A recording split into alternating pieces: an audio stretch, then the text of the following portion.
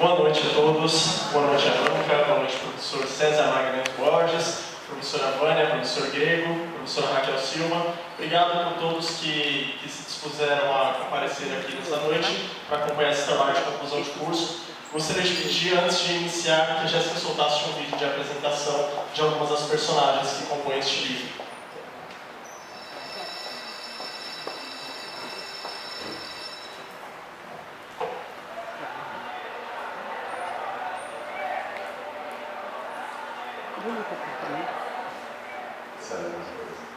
O objetivo do ato de avaliar é conseguir, vamos dizer assim, diagnosticar uma experiência e ter um resultado mais satisfatório.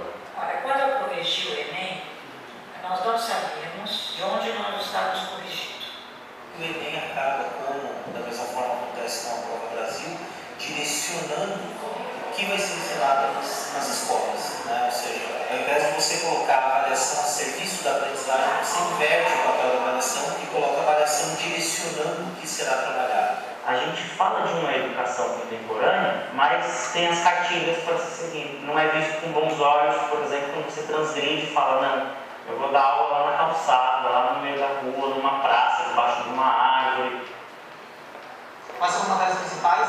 Português e matemática. Quando se tem que ter um reforço, é português e matemática. Português não literário, português gramatical, que é a área exata da língua portuguesa. Você não precisa pensar, você precisa fazer. Eu acho que a gente aprende muito mais com quem a gente admira. Então, se eu admiro, se eu tenho uma proximidade... Porque antes de tudo, antes de ser estudante ou ser professor, nós somos humanos. Ok.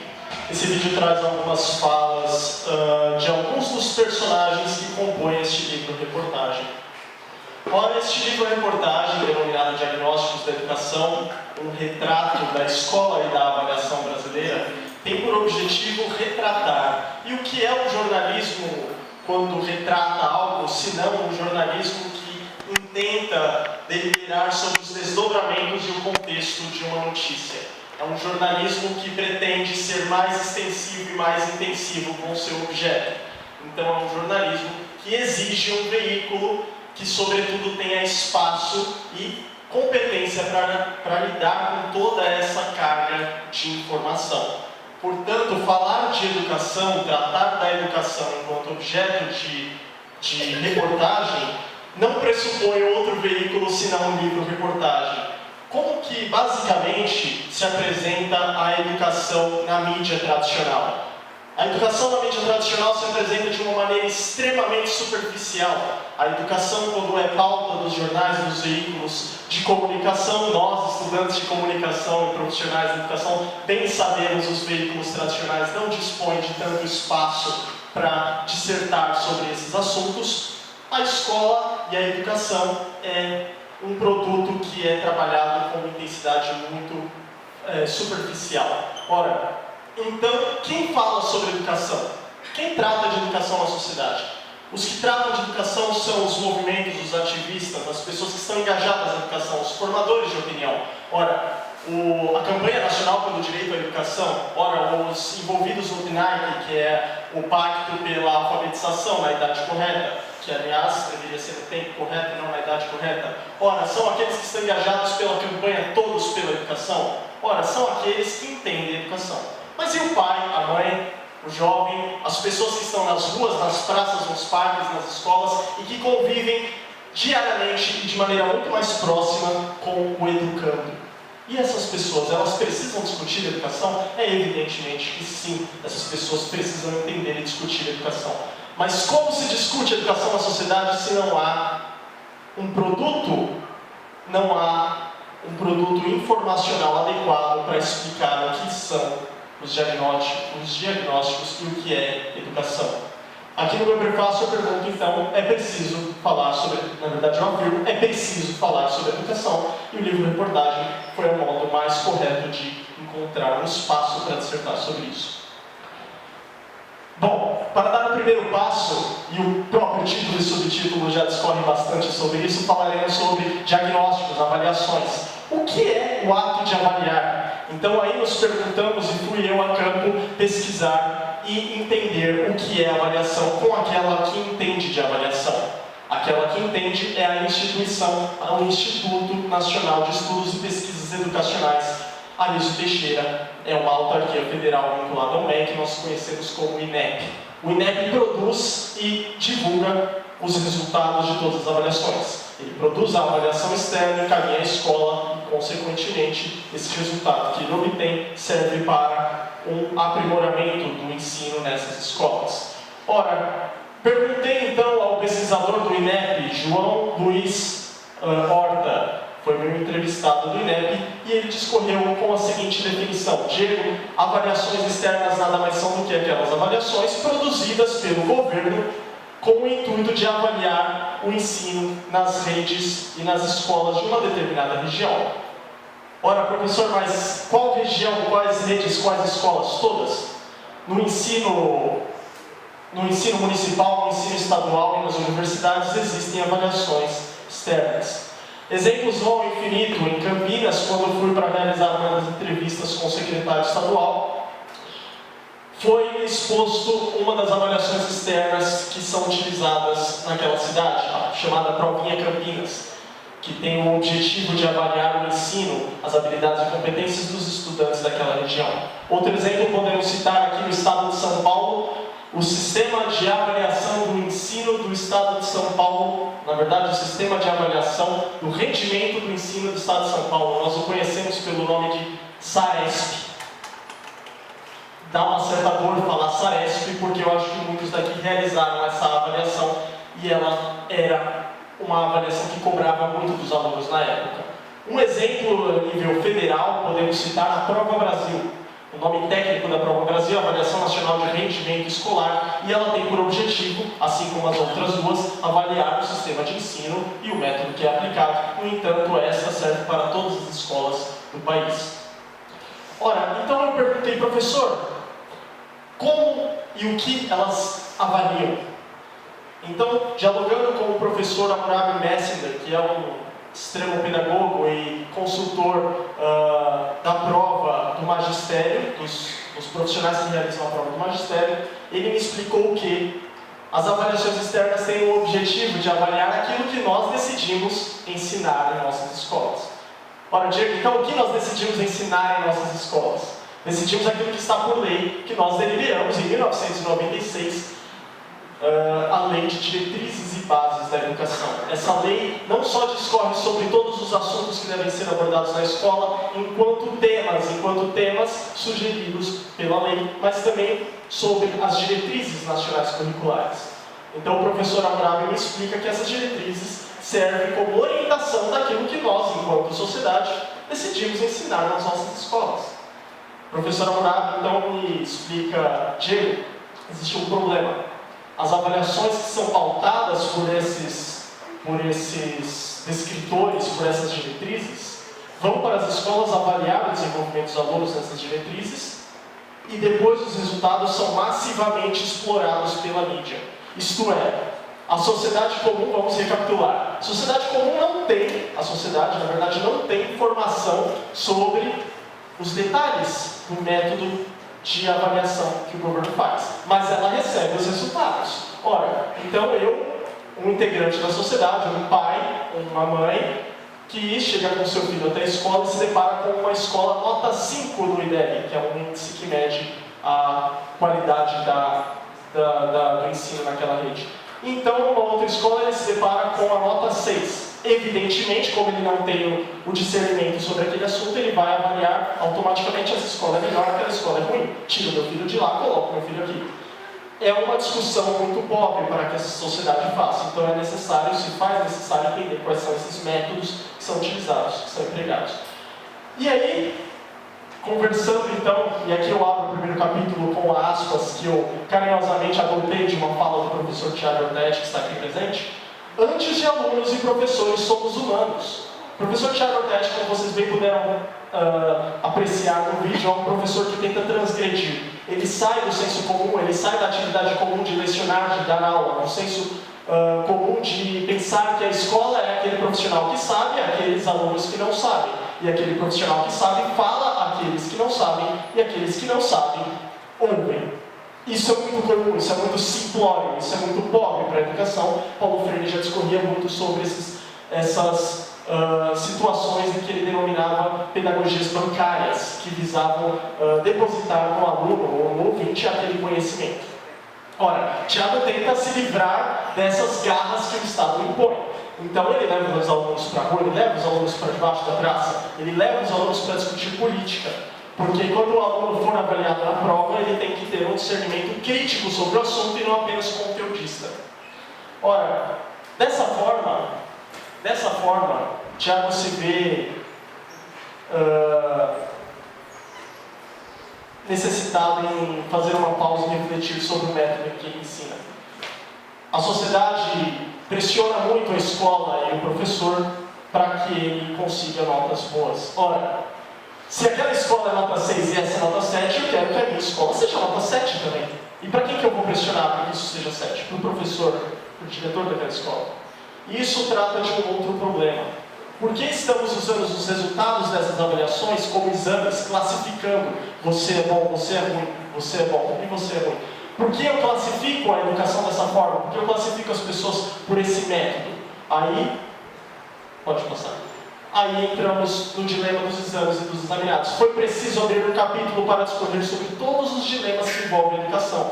Porque a educação não é algo simples. E aí, conversando com um professor, mestre em educação, doutor, aliás, em educação, Cipriano Lucchesi, que, para minha sorte, foi uma pessoa que entrou há pouco tempo no Facebook, então ele foi muito mais acessível do que qualquer outro entrevistado. Os jornalistas que aqui estão sabem bem como é difícil conseguir um contato com alguém pro alto escalão. Bom, não foi igual a Haddad, que até agora não me respondeu, né?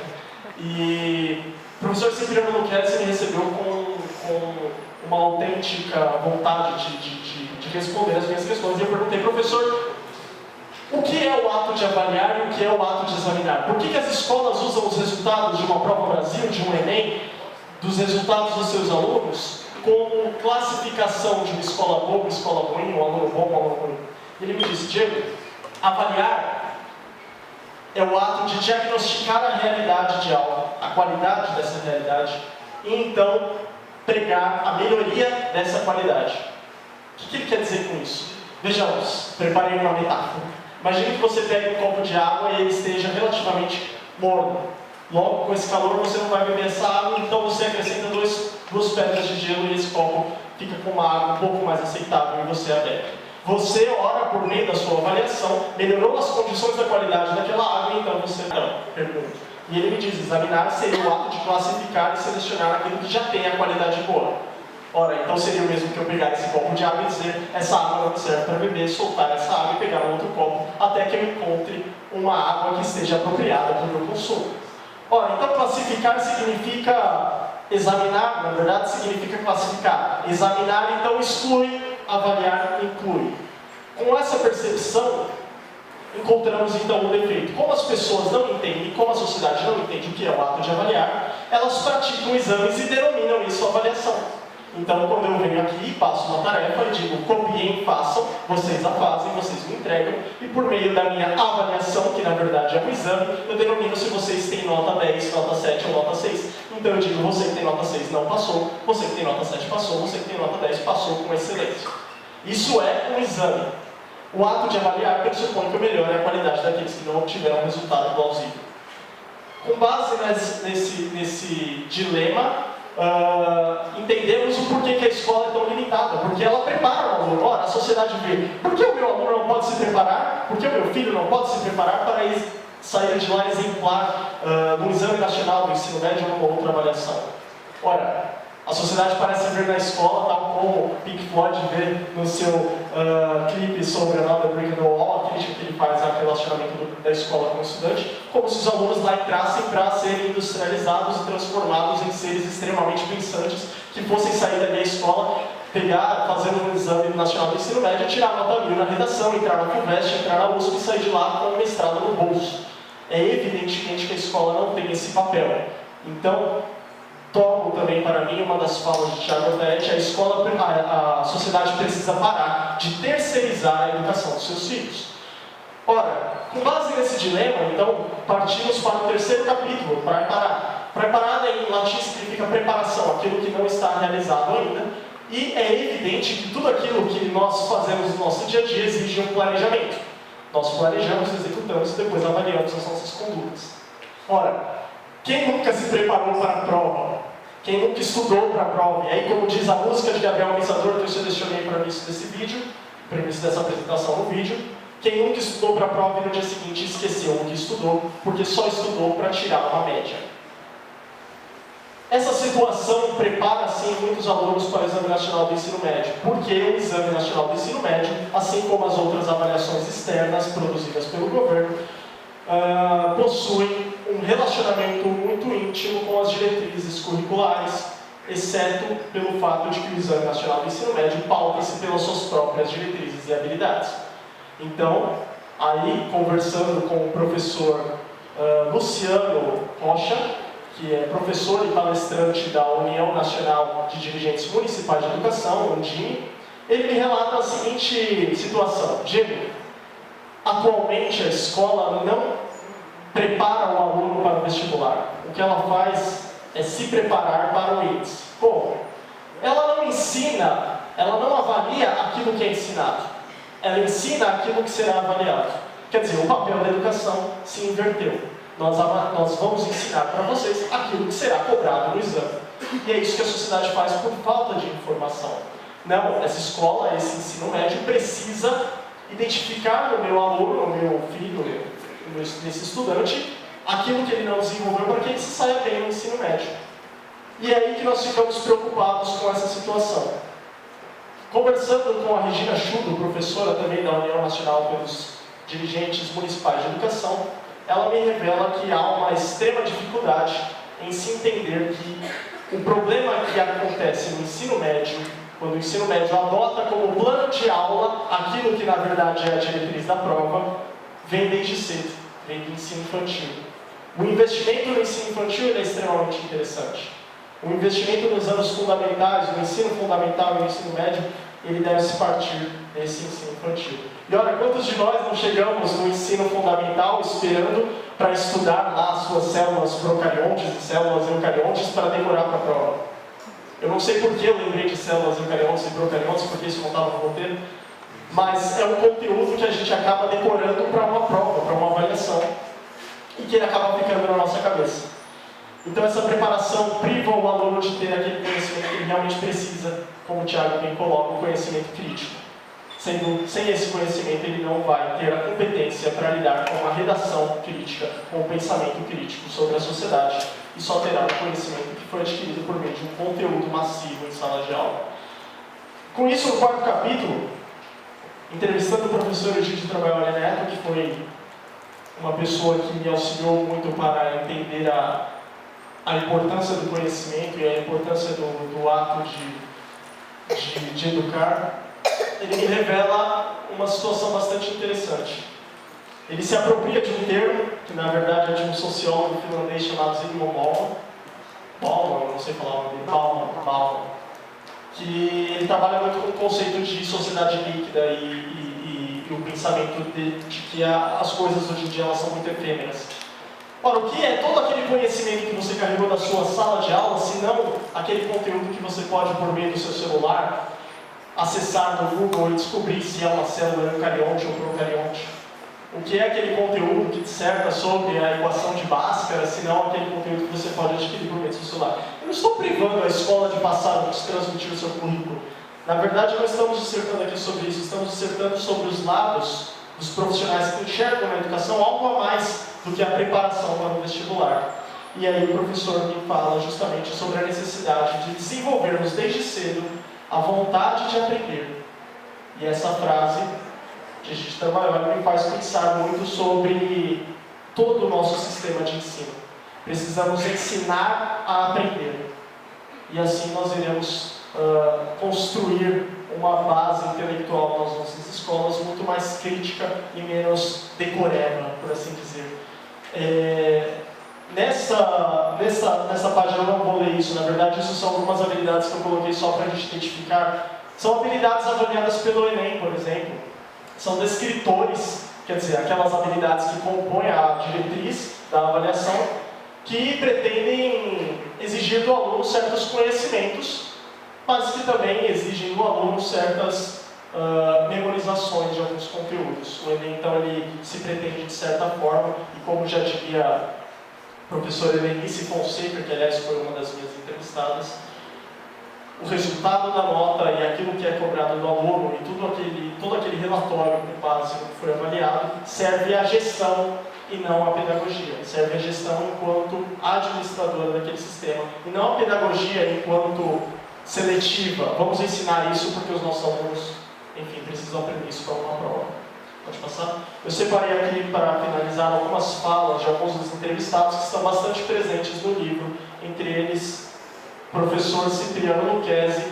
O 0 a 10 é classificatório e ele está fazendo uma crítica, evidentemente, ao modelo de indicadores. Ora, indicadores da educação. Você é nota 8.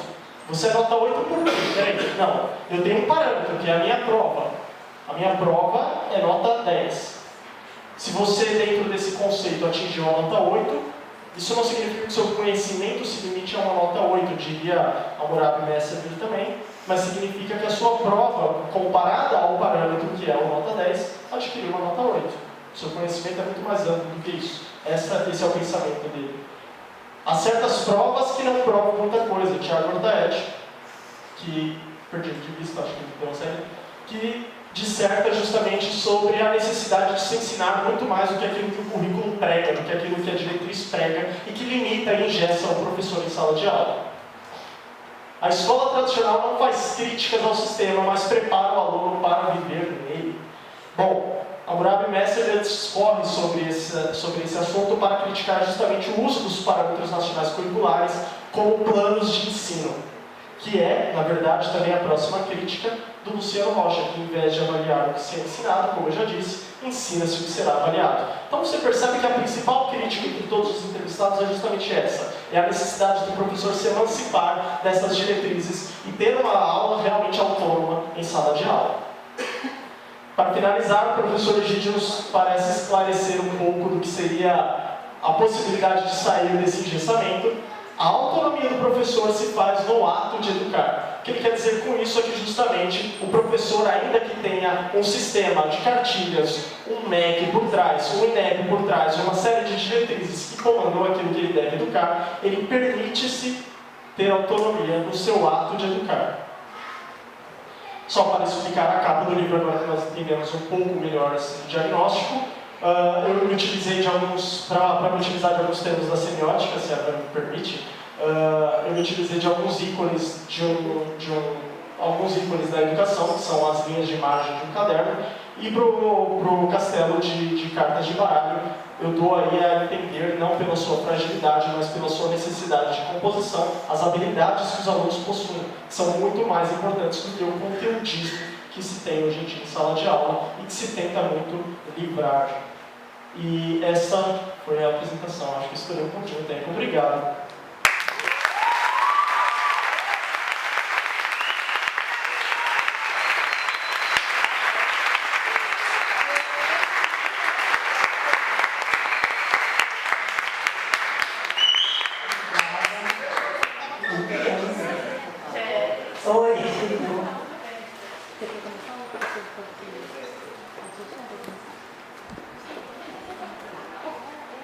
Bom, gente, eu vou passar então, né? Parabéns, depois eu falo, agora eu vou deixar só o avaliador. Eu vou passar para o professor César, ok? Boa noite a todos. Quase seja conosco. Bom, eu fiz várias anotações na medida em que ia ler o seu trabalho, né? E queria, em primeiro lugar, Diego, parabenizá-lo por entrar em um tema que é um tema muito próprio de educador sem ser educador. E você se saiu muito bem, porque entender o que se passa, o que acontece numa sala de aula, o que acontece dentro de uma escola, não é fácil. Né? A gente está há mais de quase 30 anos na profissão e a gente não consegue tudo. Então, assim, e você assim, foi muito lúcido, creio assim, que você fez escolhas muito corretas, porque é fácil também você, entrando num tema que não é o tema da tua formação, você se guiar por teóricos que não sejam os melhores, mas, por exemplo, o Cipriano Lucchesi é assim, um dos papas em avaliação. Então, eu acho que foi uma escolha muito feliz da sua parte ter escolhido como uma das pessoas aí a ser entrevistada. Tiago Ortaetti, né? Eu fiquei até surpreso porque eu conheço, né, das nossas andanças artísticas por aí, né? Então a gente se apresenta em alguns lugares, teatros e tal, e vivi encontrando o Tiago nesse contexto. Já gostava dele. Agora, depois que eu vi o teu trabalho, eu fiquei gostando ainda mais, né? Porque é um camarada assim, que tem uma postura muito lúcida e que entende muito bem o ato de educar também. Então, foi uma grata surpresa para mim ter me encontrado, né?